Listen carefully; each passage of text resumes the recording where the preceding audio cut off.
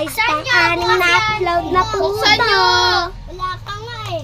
Sobrang dikit nito, Kuya, Sophie. dyan ka. Hoy, buksan nyo yung pinto.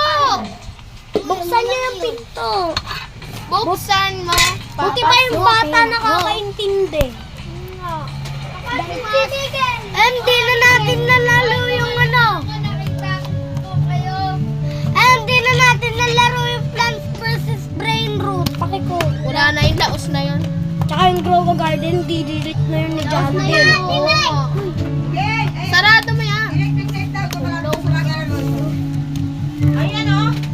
Yan, inanong sa lotion.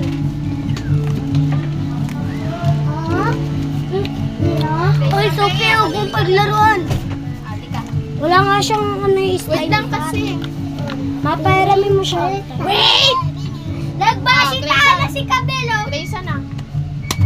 Lagay mo dito. Alam ko ba bawal mo? Hindi malambot yan. Galing yan dito. Hindi ba? Ayan. No! Kabi. Palambutin mo yung akin. Nakapalambutin mo. Teng, laruin mo muna tong akin. Kaya ko papalambutin yan. Malagkit din talaga Ang yung okay mo. Ayan, kaya mo to. So guys, may aayusin ako Dito kasi ka nga, Grayson. ang tigas Baka ng madikit kasi sa'yo eh. Halika dito. Dito ka sa tabi ko. may nagpagawa kay Kuya Em. Anong grade mo na? So guys, pinapalambot po sa akin. Anong grade mo na? 4. Magpa-5. Wait lang, Grayson. Paano gasa mo nga ng kamay si Grayson? 10 na ako.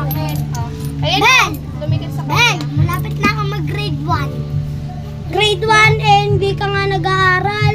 Baliw, malapit na nga daw ako mag-grade 1 eh. Akin yan ha! Mag-grade 1 ka nga pero di ka napasok. Bakit? Mag-grade 1 na rin si Kabili eh. Kasi kinder yan.